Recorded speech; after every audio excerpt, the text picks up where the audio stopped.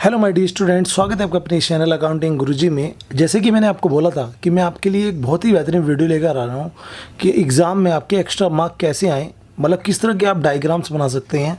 सो आज मैं आपको बताने वाला हूँ कि एग्ज़ाम की शीट है कि इसमें आपको डायग्राम्स कैसे बनाने हैं। जैसे आप थ्योरी वाले क्वेश्चन कर रहे हो, आपकी अकाउंट्स में बहुत सारे सब्जेक्ट्स होते हैं, लाइक आपका बिजनेस कम्युनिकेशन है या फिर इनकम टैक्स है या फिर आपका बिजनेस लॉ है, इकोनॉमिक्स है, और इसके अलावा भी इन्वायरमेंटल स्टडीज़ है या और कोई सब्जेक्ट्स आपका है। सो उसमें जो थ्योरी हम लिखते हैं उसको हम कैसे डिफ़ाइन कर सकते हैं, सर ज़्यादा से ज़्यादा पेज पे हम कैसे लिखें। तो आज चलिए दिखाते हैं आपको कि कौन कौन से वो डायग्राम है जिन्हें बना के आप चीज़ों को हाईलाइट कर सकते हो। तो 3 स्टेप में मैं अपनी वीडियो समझाने वाला हूँ। नंबर 1 मैं आपको बताऊँगा, बेसिकली सबसे पहले नंबर 1 मैं आपको समझाने वाला हूँ दोस्त, डायग्राम्स। जी हाँ, मैं आपको डायग्राम्स बताने वाला हूँ। और नंबर 2 हम बात करेंगे किस चीज़ के बारे में, हम बेसिकली बात करने वाले कि मतलब आपको प्रेजेंटेशन कैसी रहने वाली है, उसको कैसे कर सकते हैं, तो मैं प्रेजेंटेशन आपको बताऊंगा। और नंबर 3 हम बात करेंगे इम्प्रूव राइटिंग की, कि राइटिंग को इम्प्रूव कैसे करें। सो आप तीनों चीज़ें बहुत खास है आपके लिए, आप ज़रूर देखें उस चीज़ को, ठीक है जी। तो चलिए सबसे पहले आपको दिखाते हैं, ये आपके सामने क्वेश्चन मेरे पास आंसर शीट है जो आपको एग्ज़ाम पेपर में मिलेगी। हो सकता है कि हर एक यूनिवर्सिटी के लिए अलग अलग साइज़ हो सकता है, बट मैं आपको बताना चाहता हूँ यूनिवर्सिटी के सभी एग्ज़ाम में एक ही कॉपी मिलती है। उस कॉपी को आपको सबसे पहले काम आपका ये है कि टाइम के हिसाब से उसे मैनेज करना कि मुझे पूरी कॉपी में सारे क्वेश्चन मेरे आ जाएँ। ऐसा ना हो जैसे कि मेरे बीएड के एग्ज़ाम में हुआ था कि फर्स्ट पेपर में मुझे पता नहीं था, उसी समय ये रूल बना था और मैंने जब मैडम से दूसरी कॉपी मांगी क्योंकि मेरे एक क्वेश्चन बचा हुआ था, तो मुझे बड़ा अफसोस हुआ कि जब पता लगा कि एक ही कॉपी मिलती है, दूसरी नहीं मिलती। तो कौन कौन से डायग्राम में देखिए, सबसे पहले एक कोई क्वेश्चन आता है, उस क्वेश्चन में आपसे पूछे हैं उसकी डेफिनेशन, मेरिट डिमेरिट्स यानी कि लाभ दोष आपसे पूछे गए हैं या कैरेक्टरिस्टिक्स आपसे पूछे गए हैं, तो आपको 8 या 10 हेडिंग्स उसके अंदर लिखने हैं। तो हम उस हेडिंग्स को कैसे लिख सकते हैं मैं आपको सबसे पहले ये बताने वाला हूँ। इसको हमने नाम दिया है डायग्राम्स का। जी हाँ दोस्त, वो डायग्राम्स कैसे कैसे हम बना सकते हैं, बहुत सारे आपके पास तरीके हैं डायग्राम बनाने के, लेकिन आप उनमें से कोई भी तरीका एक अपना सकते हैं। जैसे सबसे पहला तरीका है आपका डायग्राम्स बनाने का, और वो है गाइस कि आप एक ट्री बना सकते हैं। मतलब एक पूरा पेज लीजिए, पूरे पेज पर आप ऐसे, जी हाँ ये देखिए आपने ट्री बना दिया, और ट्री बनाकर आप उसके अंदर अलग अलग ऐसे खाने बना सकते हैं। आपने जितने भी हेडिंग्स आपको लिखने हैं, एवरेज मैंने आपको बना दिया है यहाँ पर 6, तो आप अपनी क्षमता के हिसाब से और बना सकते हैं। तो जैसे मुझे यहाँ पर मैनेजमेंट के फंक्शंस लिखने हैं, जैसे कि मुझे लिखना है अभिप्रेरणा, ठीक है जी, और आपका संगठन, तो और यहाँ पर आप लिख दीजिए प्रबंध के कार्य, ऐसे आप लिख दीजिए, और यहाँ निर्णय, ठीक है जी, या और कोई जैसे कि मान लो नियोजन।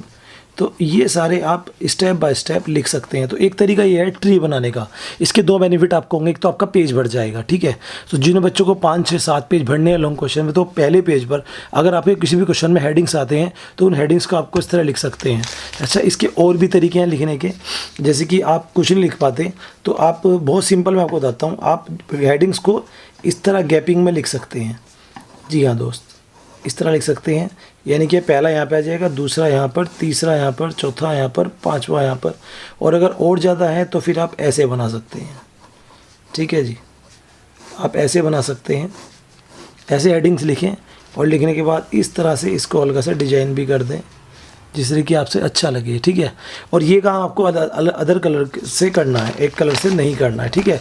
एक और आपको डायग्राम बताता हूँ मैं, जैसे कि आपकी ये कॉपी का साइज़ है और इसमें आपको कुछ नहीं मिलता, तो अब ऐसे में हम क्या करें, हमारे पास टाइम भी नहीं है, तो आप कोने में एक इस तरह से एक अलग से बना सकते हैं। जी हाँ, जी हाँ, एक ऐसे बना सकते हैं, या फिर आपके पास कुछ नहीं है तो आप एक बुक भी बना सकते हैं। एक सिंपल सी बुक आप बना दीजिए।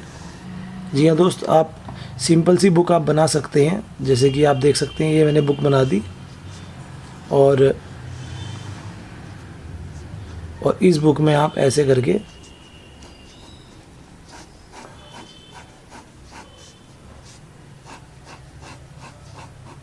ये बुक मैंने बना दी, और इसमें आप हेडिंग्स करके लिख सकते हैं, ठीक है जी। अब उसके बाद आप इसके साइड से कंटिन्यू कर दीजिए लिखना। सो इस तरह के डायग्राम बहुत सारे हैं, मतलब मैं आपको कैसे कैसे बताऊं, इतने सारे डायग्राम्स हैं ना कि आप विश्वास नहीं करेंगे। जैसे कि आप कुछ नहीं है तो आप एक, जैसे कि आपने कोई लिखा, जैसे प्रबंध लिखा आपने, तो उसको आप ऐसे करके ऐसे चौकोर डिब्बे में बांध दीजिए, और उसके 2 एलिमेंट्स निकाल लीजिए और इसके भी आप बांध दीजिए, उसके भी आप एलिमेंट्स निकाल सकते हैं जितने भी आपके हैं। ठीक है जी, लीजिए पेन भी ये ख़त्म हो गया, कोई बात नहीं, चलो ठीक है। तो अब मैं बताना चाहता हूँ आपको, मतलब इतने सारे तरीके आपके हैं, आप चाहें तो किसी भी तरीके का इस्तेमाल करके मैक्सिमम नंबर आप गेन कर सकते हैं। ठीक है, एक और तरीका मेरे माइंड में आ रहा है, वो मैं आपको बताता हूँ। जैसे कि आपने एक पिलर बना लिया, बीच में आपने एक पिलर बना लिया सपोज़, ठीक है जी, और पिलर बना के आपने उसकी ऐसे साइडों में वो निकाल दिया जी। आप देखिए ऐसे निकाल दीजिए। अब आप इसके अंदर कुछ भी, यहाँ पर आप पत्ती भी बना सकते हैं चाहे तो, ठीक है जी। अगर आप सिंपल एक स्क्वायर भी बना सकते हैं, आप इस तरह से त्रिकोण भी बना सकते हैं, तो आपका जो मन करे वो आप बनाइए। आप बादल भी बना सकते हैं, ठीक है जी। तो हम तो ऐसे ही करते थे। अब इससे आपका बेनिफिट क्या होता है देखिए, अब जो हेडिंग्स है आपको वो यहाँ लिखने हैं, ठीक है जी, हेडिंग्स आपको यहाँ लिखने हैं। और इससे बेनिफिट क्या होगा, ऊपर आप डाल दीजिए हेडिंग जो टाइटल है आपका, उसके बाद इस तरह का कुछ बनाइए और उस बनाकर आपको उसके मतलब पॉइंट्स है जो उसमें लिखिए। ठीक है, मैं मानता हूँ मोस्ट ऑफ गर्ल्स इस काम को पहले से करती आ रही है, लेकिन हम जो बॉयज़ हैं ना वो हमेशा इन चीज़ों से पीछे रहते हैं। हम डायग्राम बनाने के लिए बचते हैं, सीधा क्वेश्चन लिखते हैं और उसका आंसर करना शुरू कर देते हैं, पॉइंट टू पॉइंट लिख देते हैं, जिसके कारण हमारे नंबर कभी अच्छे नहीं आते। देखिए एज ए एग्जामिनर मैं आपको ये कहूँगा, एक टीचर को प्रेजेंटेशन सबसे पहले चाहिए होती है। तो पहले स्टेप में मैंने आपको बताया डायग्राम्स आप लोग समझ गए होंगे किस तरह के डायग्राम्स आप बना सकते हैं। ये तो मैंने एक एग्जाम्पल आपको दिया है, आपके पास बहुत सारे आइडिया हो सकते हैं, कोई भी आइडिया बना दीजिए। जैसे आपको मान लीजिए आपको 5 चीज़ों के लिए बनाना है तो आप एक पंजा बना सकते हैं, ठीक है जी। अगर कोई 5 पॉइंट आपको लिखने हैं और आपको कहाँ लिखे हैं सर 5 पॉइंट, तो आप इस तरह का एक पंजा बना दीजिए और एक पंजा बनाकर उसमें आप 5 पॉइंट यहाँ पर लिख सकते हैं। इसके अलावा मतलब ढेर सारे आइडियाज़ हैं आपके पास। आप काइट बना सकते हैं, अम्ब्रेला बना सकते हैं, कुछ भी आप बनाइए एक पन्ने पर, उसमें आप लिख सकते हैं, ठीक है जी। ये मैंने आइडिया दिया। अब हम बात करते हैं दूसरे नंबर पे प्रेजेंटेशन की। तो प्रेजेंटेशन के लिए आप समझ लें, ये मेरे पास एक मेरी स्टूडेंट्स की कॉपी है, ठीक है। मैं अपने कोचिंग सेंटर में टेस्ट लेता रहता हूँ। सो मैंने प्रेजेंटेशन के लिए हमेशा बोला हुआ है कि जैसे आपने ये शॉर्ट क्वेश्चन लिखा, सपोज आप देख सकते हैं ये शॉर्ट क्वेश्चन मुझे दिख रहा है, ये कॉपी मैंने ही चेक की है। सो इस शॉर्ट क्वेश्चन में जैसे ये ब्लू पेन के साथ साथ बीच में इन्होंने ये हेडिंग डाला ब्लैक पेन से, ऐसे ही आप अपनी मेन बात को ब्लैक पेन से लिख सकते हैं क्या, ठीक है। मैं आपको मतलब ये कहना चाहता हूँ, जैसे आप एग्जांपल के तौर पे देख लीजिए, ये कॉपी आपके सामने आती है, ठीक है जी। और ये कॉपी आप देख सकते हैं, इस कॉपी में बेसिक सी बात ये है कि इस कॉपी में आपको ये अगर अति लघु प्रश्न यानी कि वेरी शॉर्ट क्वेश्चन को डिस्क्राइब किया गया है तो इसे पूरा ब्लू से लिखा है, ठीक है। अब हम इसमें क्या कर सकते थे, ये जो ब्लू से लिखा है ना, इस ब्लू के बीच में जी जैसे ये वाली लाइन है लास्ट वाली, अनुपात विश्लेषण के द्वारा ही व्यापार की वित्तीय स्थिति को ठीक करने का सही दिशा निर्देश प्राप्त होते हैं। इसको हम ब्लैक से अगर लिख देते या हम इसको इन्वर्टेड कोमा में कर देते तो प्रेजेंटेशन और अच्छी हो जाती। तो मैं आपको ये बताना चाहता हूँ, जितने भी अति लघु क्वेश्चन या शॉर्ट क्वेश्चंस आप लोग करते हैं उनमें जो मेन बात होती है जिसे तुम स्टार्टिंग में लिखोगे उसे आपको ब्लैक पेन से लिखना है, हाईलाइट करके लिखना है या उसे अंडरलाइन करना है, तभी आपके एक्स्ट्रा मार्क्स बनेंगे, ठीक है। दूसरा, अब जैसे कॉपी आपके सामने है तो इस कॉपी में क्वेश्चन जो है हमेशा क्वेश्चन जैसे जिस गुड़िया की मैं कॉपी देख रहा हूँ उन्होंने कोई भी क्वेश्चन नंबर को कोने पे डाला हुआ है। This is not a good method. आप सपोज एग्जांपल के तौर पे आपके पास ये कॉपी है, ठीक है जी, आपके पास ये कॉपी है और इस कॉपी पर एग्ज़ाम देने वाले हो, तो हमें क्या करना है सर, कुछ नहीं है, आपका बड़ा सिंपल सा काम है। एक तो आपको क्वेश्चन नंबर बीचों बीच डालना है, ठीक है जी। क्वेश्चन नंबर जो है ऐसे QUES लिखे क्वेश्चन नंबर पूरा डालें, जैसे 10 का A है तो 10 का A डाल दीजिए और उसके बाद क्वेश्चन कभी नहीं उतारा करते। उसके बाद आंसर आपको लिखना है तो आंसर यहाँ पर लिख सकते हैं आप, और आंसर लिख के आप उसको डिस्क्राइब कर दीजिए, ठीक है। करने के बाद और दोनों तरफ मार्जिन आपको जरूर खींचना है जो एक फीटे की मोटाई के बराबर होता है। और साथ में अगर लॉन्ग क्वेश्चन आते हैं तो पहले पेज पर आपको उसकी क्या करना है, आपको उसके डायग्राम जरूर बनाना है, पॉइंट्स से कुछ भी हैं। और जो डिफरेंस वाले क्वेश्चन होते हैं ना, डिस्टिंग्विश होते हैं जो, उनमें आपको सबसे पहले एकदम से अंतर नहीं बताना है, सबसे पहले उन चीज़ों का अर्थ बताइए जो पूछा है। जैसे किसी 2 चीज़ों में आपसे डिफरेंस पूछा गया है तो डिफरेंस से पहले आपको क्या करना है, उनको डिस्क्राइब करना है, उनको एक पैरा उनके बारे में लिखना है। देन उसके बाद फिर आप उनके बारे में लिखने के बाद आप अंतर कई लाइनें खींच के बता सकते हैं, ठीक है। कोशिश करें अगर आप जैसे कि आप पॉइंट्स वगैरह लगे लिख रहे हो, जैसे आपने किसी क्वेश्चन में 10 पॉइंट लिखने हैं तो 10 पॉइंट को आप किसी में स्टार बना सकते हैं, किसी में हैच बना सकते हैं, किसी में बॉक्स बना सकते हैं, किसी में दिल बना सकते हैं, किसी में आप गोला बना सकते हैं। तो ऐसे करके आप मतलब थोड़े बहुत अपने एक्टिविटीज़ को अपनी बढ़ा सकते हैं एग्ज़ाम में, जो आपके मार्क्स गेनिंग होते हैं। दूसरा पॉइंट आपके लिए है कि जैसे आपने कोई भी, जैसे मैंने लिखा प्रबंध के कार्य, ठीक है, मैं इसको ही फोकस कर रहा हूँ आज। तो प्रबंध की कार्य आपने लिखा, तो खाली हेडिंग ये मत लिखें, इसके साथ में आप इंग्लिश में भी लिख दीजिए फंक्शंस ऑफ मैनेजमेंट, ठीक है जी। इससे क्या बेनिफिट होगा आपका?